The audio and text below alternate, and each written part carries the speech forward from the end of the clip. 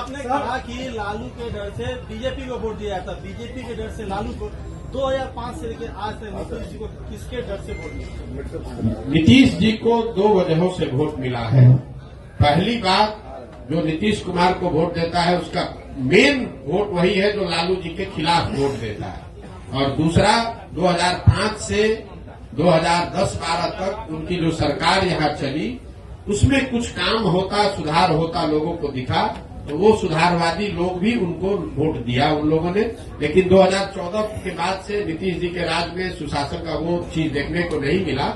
इसीलिए आप देख रहे हैं कि किसी 2010 में 206 सीट जीतने वाले नीतीश कुमार एनडीए 2020 में जब चुनाव हुआ तो उनको 125 सीट भी जीतने में मुश्किल आई। तो सिर्फ जाति के आधार पर वोट नहीं है। अगर सिर्फ जाति के आधार पर वोट होता तो जो एनडीए चुनाव लड़ी थी 2010 में वही एनडीए चुनाव लड़ी 2020 में, तो फिर उनका 206 से घट के 120 कैसे हो गया? यही बात तो हम आपको बता रहे हैं। लेकिन नीतीश कुमार की जो पूरी राजनीति है, जो उनका वोटर है, वो लालू विरोध पर, लालू जी के जंगल राज के विरोध पर ही खड़ी रही है। उसमें एडिशन जैसे जैसे वो आगे बढ़े तो कुछ और लोग जुड़े होंगे, लेकिन मूल वोट जो उनका है वो लालू विरोध का वोट है। जो लालू से डरता है या लालू जी को नहीं चाहता है वो नीतीश जी को वोट पहले करता रहा है। जदयू की राष्ट्रीय कार्यकारिणी की बैठक होने जा रही है जी, जदयू की राष्ट्रीय कार्यकारिणी की बैठक होने जा रही है और संभावना जताई जा रही है कि नीतीश कुमार फिर से पलटी मार सकते हैं। इस पर क्या प्रतिक्रिया आपकी? देखिए, नीतीश कुमार के राजनीतिक जीवन का ये अंतिम दौर चल रहा है, राजनीतिक पारी का ये अंतिम दौर चल रहा है। नीतीश कुमार को खुद नहीं मालूम है कि वो कहाँ हैं और कहाँ रहेंगे। इतना मैं जरूर कह सकता हूं कि लोकसभा से पहले अब उनके पास कोई विकल्प नहीं है। उनको चुनाव तो महागठबंधन में ही लड़ना पड़ेगा।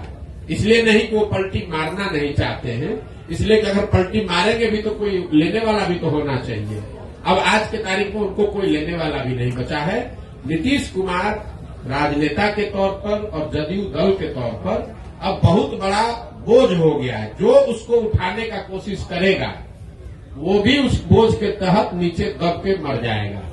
जहां तक आपने कहा राष्ट्रीय कार्यकारिणी की बात, तो नीतीश कुमार का अपना तरीका है। वो ताश के पत्तों की तरह नेताओं को अपने पार्टी में ऊपर नीचे करते रहते हैं। और यही वजह है कि 18 साल से मुख्यमंत्री रहने के बावजूद उन्होंने अपनी पार्टी में कभी कोई एस्टेब्लिश्ड ऑर्गेनाइजेशन या कोई सेकेंड लाइन लीडरशिप बनाया ही नहीं।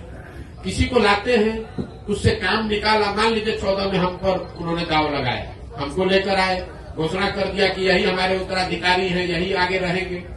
14 में चुनाव जीत गए, उसके बाद सोचते अच्छा प्रशांत किशोर कहीं बड़ा ना हो जाए तो इसको हटा के अब दूसरे को बढ़ाओ। इस चीज का मलाल है सर? बिल्कुल मलाल नहीं है। आप हमको नहीं जानते। हम जीवन में वो लोग नहीं हैं जो किसी निर्णय पर मलाल करें।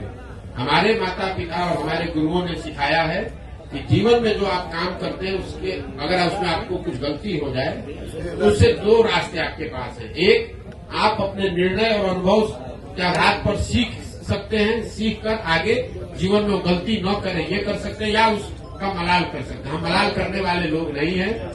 एक बार नीतीश कुमार ने अगर धोखा किया, उसके बाद नीतीश कुमार चाहे 20 बार हमारे पास आ गए, कितनी बार बात कर ली, कितने संदेश भिजवा दिए, हमने कह दिया कि अब फिर सियार सर्कुल के नीचे नहीं जाएंगे।